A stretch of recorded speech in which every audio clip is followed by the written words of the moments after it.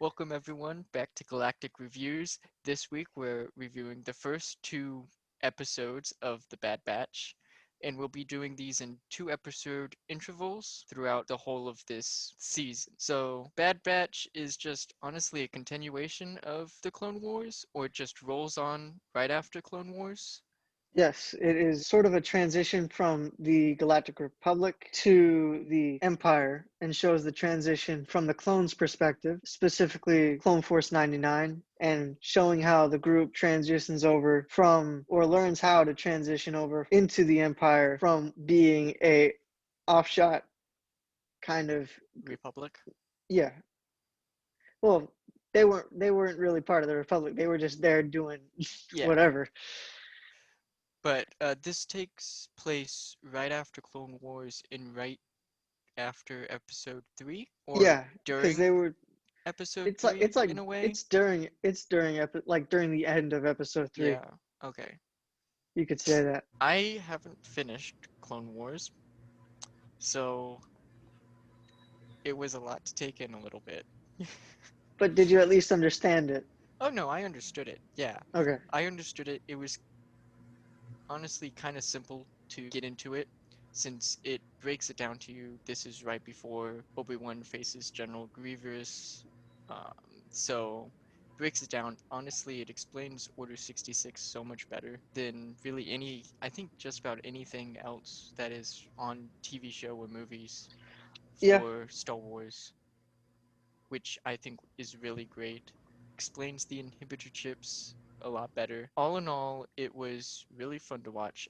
Now I have to go back and watch the final season of Clone Wars because I feel like I've missed out on a lot in between one season of Clone Wars to episode 1 of Bad Batch.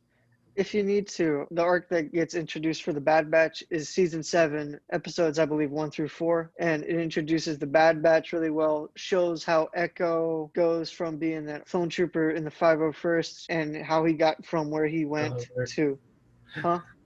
Spoiler alert. I mean, he's in the trailer. I mean, I know, I'm just saying, like, how that transition happened. and they technically talked about it in the first episode as well, Yeah. and they alluded that something did happen. They didn't specify what, but they did allude to what happened. So that would be the episodes to go check out if you want to get introduced to the Bad Batch. Zach, because I don't know where you stopped, but I stopped uh, at late season 5. okay, so you went through one of my favorite arcs.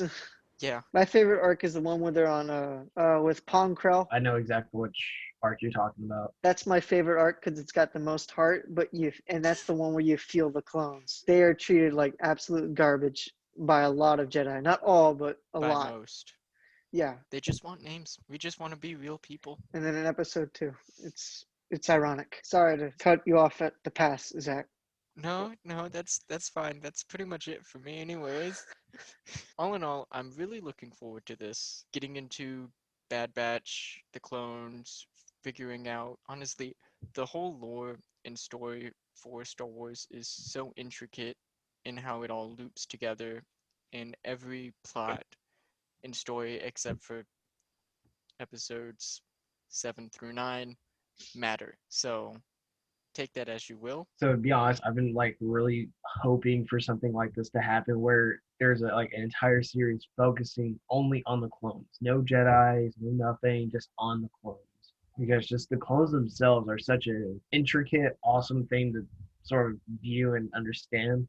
Especially like the very popular game back in the day, Star Wars: The Clone Commandos game. I wish there was something like that came out, and then they finally did the Bad Batch, which I'm super excited for. There's one or two things I sort of didn't like, but most in all, I really enjoyed it. I like how they did certain selections. That's my little synopsis. But yeah, I can't English. So far, I think it's a good 8 out of 10, All right. and that was just for one of the little arguments I have right now with it, which is just like the very first episode. But other than that, I thoroughly enjoyed it. I'll give it an 8.5. It would be a 9, but as I said, I haven't seen the final season for Clone Wars. So, Not much to tie in except maybe that arc. I'm well, going to be honest with you. yeah, which is important for that one specific character. All right, I guess I'll go. I liked a lot of this stuff. And like Jack, I have been wanting to see something a lot more to do with the clones than the Jedi because we already knew a lot about the Jedi anyway. which is why I like the Umbara arc from Clone Wars so much, where it deals more with the clones and how they deal with the Jedi, the good and the bad, and how they view both of them. So I like the show. This is a really good show. I do believe Dave Filoni, I don't know if he's directly involved with this one or if he's just kind of like heading it up and making sure all the pieces fall in the right places. All in all, so far, it has been really good. I'll give it an 8.5 out of 10. All right, and we are now getting into spoiler territory, which I have a feeling is going to be the realm of where Jack's complaints and Zach's questions are going to come into play. Okay. So, you have been warned. All right. To be honest, I think it sucked. The whole thing, absolute trash. All right, that's it. Good night, everybody. No, just kidding. All right, so I'll just say my one complaint because it's over the first episode. I hate how they changed the Battle of Collar. So there was a comic that came out covering Kanan's origin story and how Battle of Kalar happened and all that. They changed it a lot, and it kind of annoys me because if they went with what they did in the comic, it would have even dug in the whole clones interaction with the Jedi, especially the really good ones, such as Kanan and his master, because in the comics, Kanan and all of them are just sitting by a fire, just enjoying themselves under a starry night and having a good time, and then all of a sudden Order 66 happens and bam, everyone turns and starts, blasting. But it just showed like that deep connection, and then all of a sudden the transition really quick. Whereas, don't get me wrong, the Battle Kalar in this one isn't bad because it does introduce Clone Force 99 in a pretty fun way, being Clone Force 99. But it's just one of those things, like, I wish they sort of took a little bit more for the comic and then transitioned them into there. I think it would have made that hit a lot more. Honestly, all they did for it was make one of the clones say, "You don't go against the general," and that's it. He stood by the general through and through, and then all of a sudden he just turned around and shot her.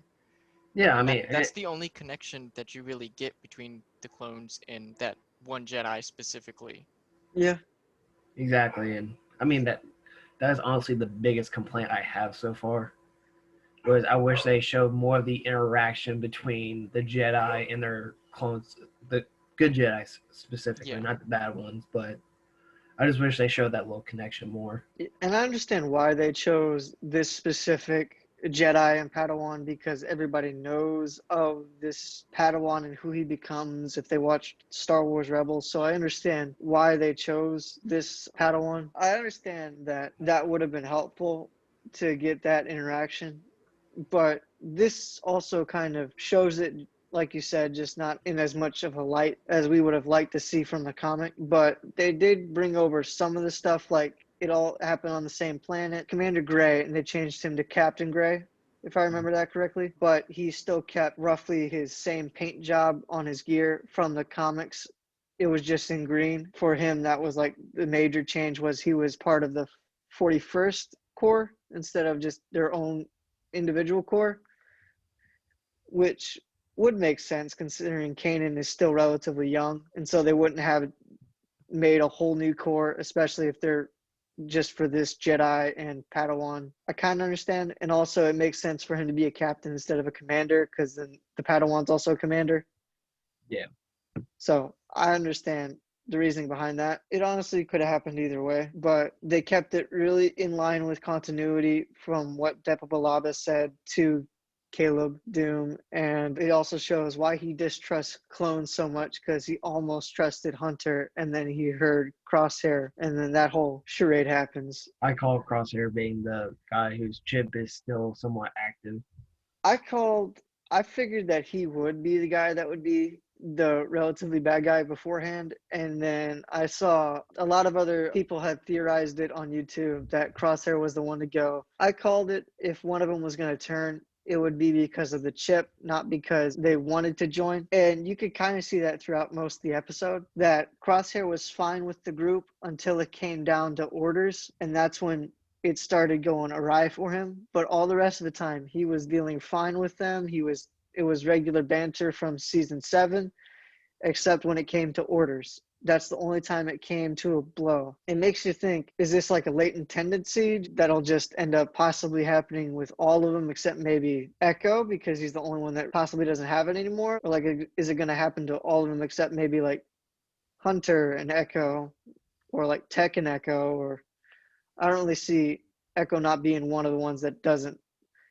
I can see Echo being the one that doesn't turn at all because he's got so much machine parts. He is like what Tech said. He is more machine than man, percentage-wise at least. Wouldn't you then just be able to program? So with that being said, in one of the other comics, there's this sort of Imperial unit that basically represents Clone Force 99, and I think that's ultimately what's going to be the end goal of this group, especially after what happened to Crosshair. I think it's going to happen like one by one kind of scenario.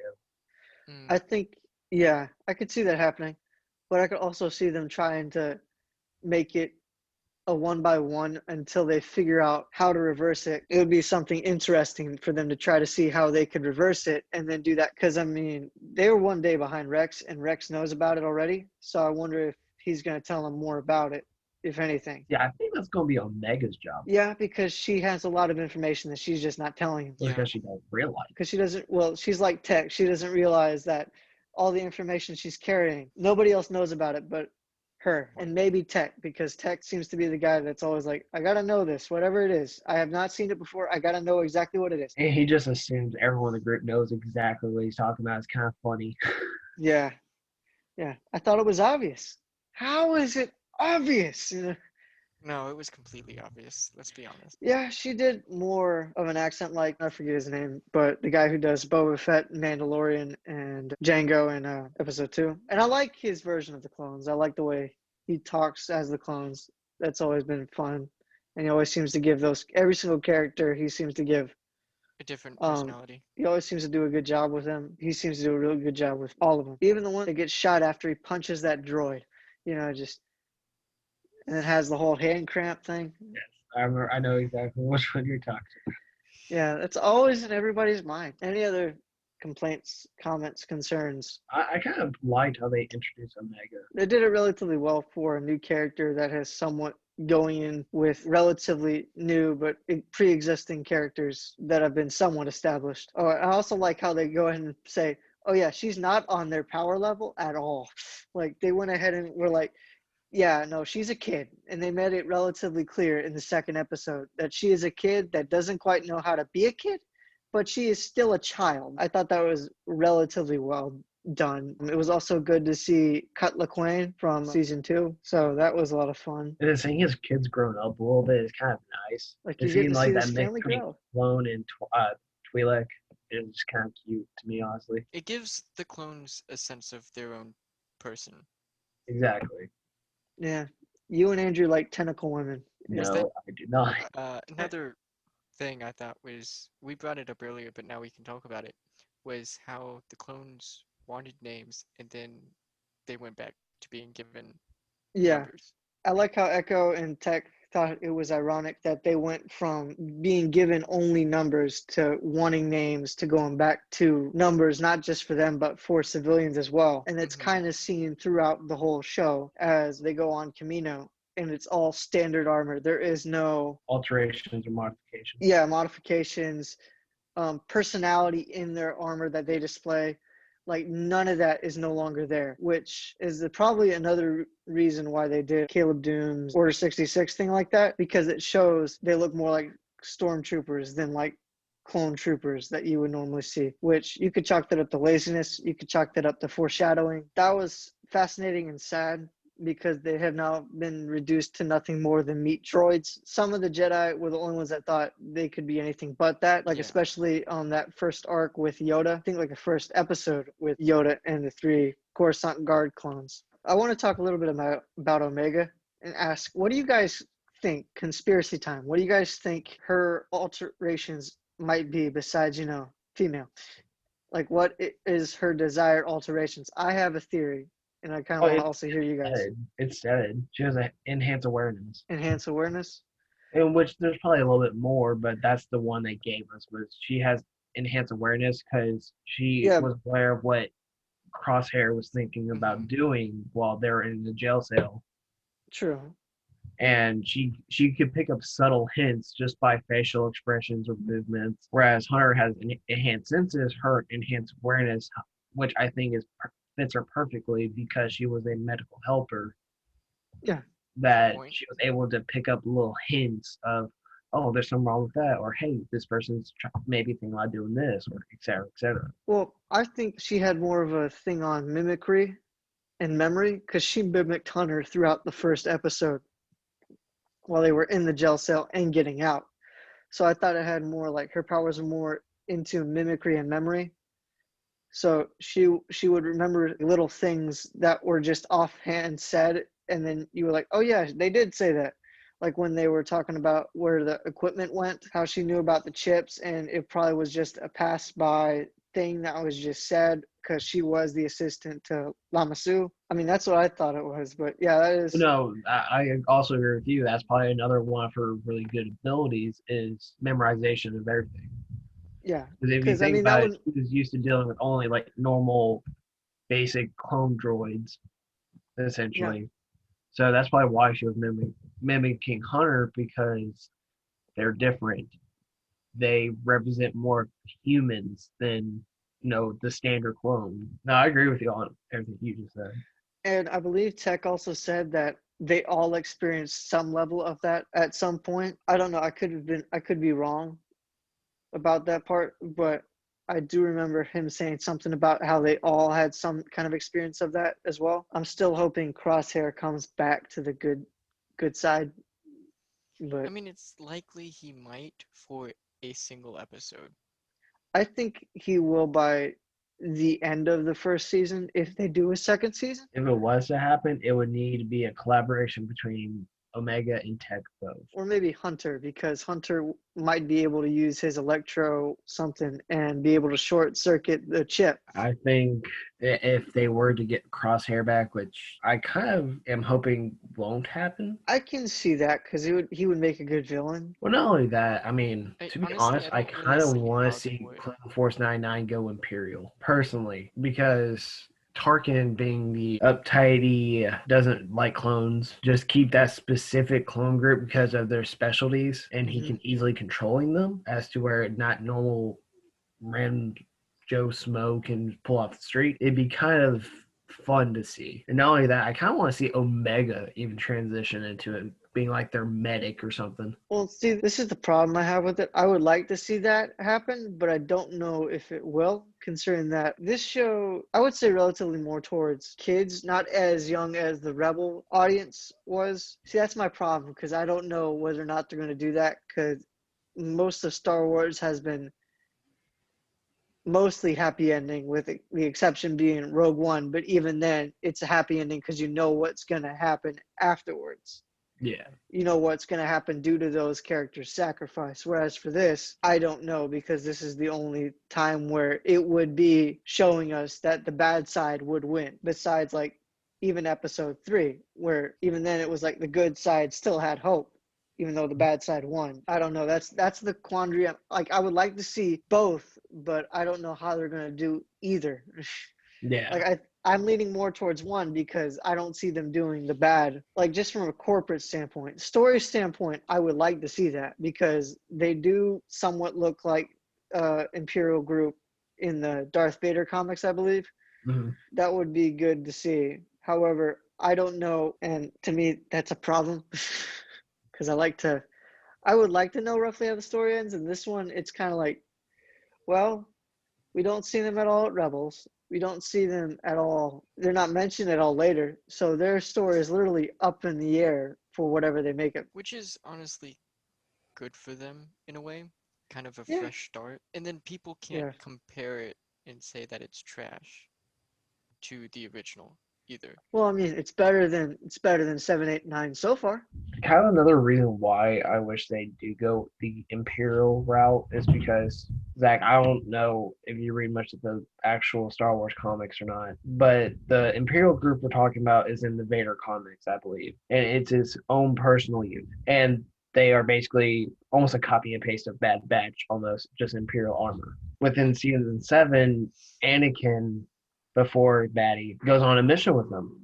And he really likes how they get their stuff done.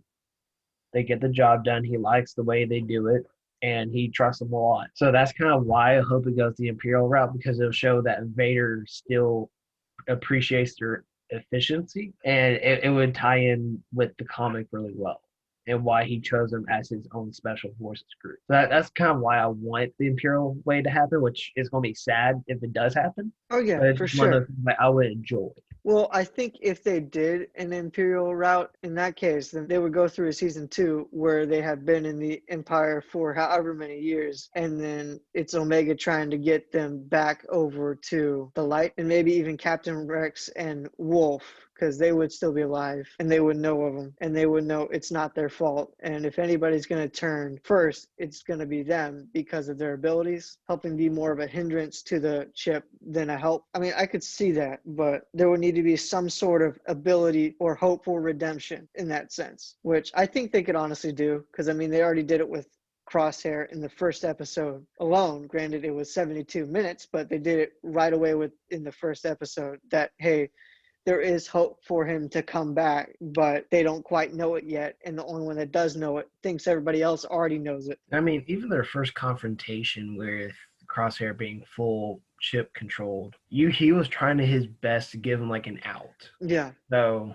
Yeah, much like Jesse and Rex during season 7. And you can You tell, know- like, much like Jesse, Crosshair is fighting it. You can tell somewhat in the head movements that he is somewhat fighting it. And you can especially tell in that scene in the somewhat prison where he is in pain. So you can tell he's fighting it more so than Jesse. Because, I mean, even then, Jesse had that one moment where he actually contemplated it and then moved right on like nothing happened. yeah, no, I think it could go either way, honestly. Yeah. There is No. one more thing I want to address is I love how Hunter is trying to be a dad. Desperately, yes. And Like in- Cut and his wife are trying to like show Hunter she's a kid. She's going to make mistakes. She's Yeah. not a soldier.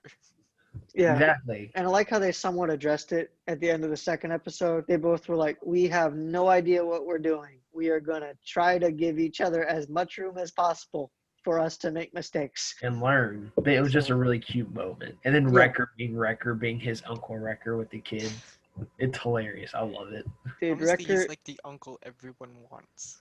but we don't deserve. I kind of really enjoyed how Bad Batch interacted with Cut's family. Like, you Yeah. can tell they've actually met quite a few times to the point where Uncle Wrecker's Uncle Wrecker. And it's just kind of like nice to know, like, that unit does not care about command protocol at all. They just do what they want on their free Which- time, of course. Which I think I would have liked to have seen a little bit more of Crosshair doing the same thing before he turned. I think that would have gave him way more of an arc of redemption and showing you, okay, this guy isn't a complete jerk. He was at one point a lot like them. He did not give a rip about protocol or anything, and now all of a sudden he's starting to want to follow protocol, which has usually been more Echo's thing. Echo's been the guy who's been protocol, to the point where he was called Echo because he kept on repeating orders. It's ironic because he'll probably be the last if he does turn, or one of the last, because he's probably not going to turn because of his chip due to him being more machine than man if he still has one in his head. And two, it's going to be very hard to detain him to reprogram him. You got to remember, this is an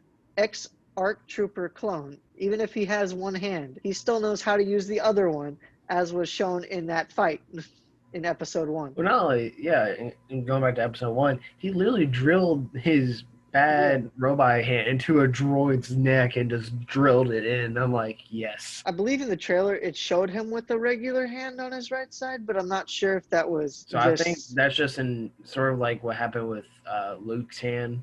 because there was well, some that's the other- thing though. I thought I saw his wrist go down and the thing come out for him to do something at some point in the I could be wrong. It looked like he might get a new hand. Yeah, I was about to say, I think that's going to be later in the season if that Yeah. were to happen. Because that is pretty much a signature. That's a really big, like, scope for Crosshair to see, like, where is he? Oh, there's the hand. And just tink. Yeah, no, I think that's my only complaint is I wish I would have seen more of Crosshair being the one of the guys, going from being one of the guys to being the enemy of the guys. So you can get more of a wanting to be redeemed instead of, Yes. he's just the bad guy. He's just there. Which I'm kind of scared for the Bad Batch right now because Crosshair is probably one of the few that is probably not the best candidate to be hunted by. I think him and Hunter are more so the leader and co-leader of the thing, whereas Tech is more of the genius, as he keeps on saying almost throughout both episodes. Wrecker is more so the muscle, and he'll get done whatever you want to get done. He might not understand it, but he'll get it done. And Echo is more so the new guy and trying to understand everything, and still is also trying to get used to the stuff that he's been through as well. Very interesting, to say the least. Yeah, Crosshair is going to be a very big obstacle for the group Oh yeah, most definitely. because he has to be nowhere near them to just kill them or disable them or however you want to say it. I think his order was to capture them. Because he wants to build an army. From or- these guys. Going to Tarkin. Tarkin kind of shocked me with him wanting to nitpick Clone Force 99 because like Tech and Hunter and all them said, well actually no, it's more Echo than anyone. He does not like clones at all. Well, to be fair, that was the mission where he blew up, and that was the last thing he remembers of Tarkin was he did not like clones. Well, I mean, I still think that applies because his demeanor towards clones is he doesn't like them. Which makes sense why Emperor Palpatine would choose him to do this thing, whereas we already know they're going to transition from clones to people, to regular citizens. And I'm pretty sure he would want this as well because it'd be one less money. Two, it would be more beneficial to the Empire as a whole, the people in the Empire, because then they could say, "Oh yeah, I have family members in the Galactic Empire that serve in the Galactic Army." So that would give more of a unity in that retrospect as well. Not only that, I'm thinking in case of reprogramming because it would just take one really good disguise and infiltration to essentially reprogram all the they're still clones no matter how you look at them. The clones to give them like a special order once they receive it, they flip. One thing that has been theorized is that this is going to build up to the Kaminoan Civil War arc from Legends, where they somehow get all the clones on Kamino to change over to either probably just being free, to be honest, because I don't think they get them to do exactly what they did in Legends, where they were just loyal only to the Kaminoans. I think they'd more so just make them free than anything. The Kaminoans probably wouldn't like that, but that would be their only other alternative in my mind, because they don't have enough time to clone another set of clones that would help them defeat anything the Empire is going to throw at them if the Civil War arc is going to take place. Well, not only that, you kind of see the Kaminoans sort of that one Kaminoan who was Omega supervisor helped them escape and lied to the head boss about it. Also that, and I think Omega is the only clone that she's actually been somewhat attached to. And so I could see that maybe coming into play, but also people have speculated that she has something planned for Omega in Clone Force 99. And maybe it's to set up Kaminoan Civil War. And I'm probably wrong, but I could have sworn there was an actual order within the clone database that actually turns them against Palpatine. I think that might have been Order 67. No, I believe you're right. That is an order, because I remember the Star Wars Theory talking about that. So I think maybe that's what sets them free, per se. Yeah, but to be fair, they've already been put under the Order 66, so any Jedi would be considered enemies. But still, they could flip them on Palpatine too, making it almost a two-way front.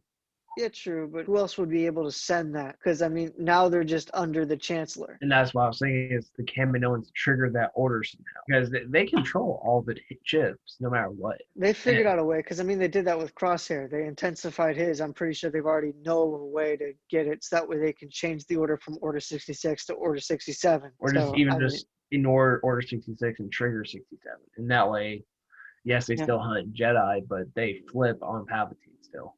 Yeah, they're more loyal to the Kaminoans and other clones that are free than to the Empire. I would also like to see Commander Cody at some point and show his whole Empire arc, or at least part of it. Okay, my last problem was for Caleb Doom. I like how they got the voice actor back. However, they couldn't like modify the voice to make him sound younger. It sounded like a 20-year-old man. Like that's my only complaint, and it's a small complaint. Thank you for joining us, everyone. Next week, we'll do the next 2 episodes, episodes 3 and 4 of The Bad Batch, and it'll be alternating like that for the rest of this season. So tune in next week for the next episode.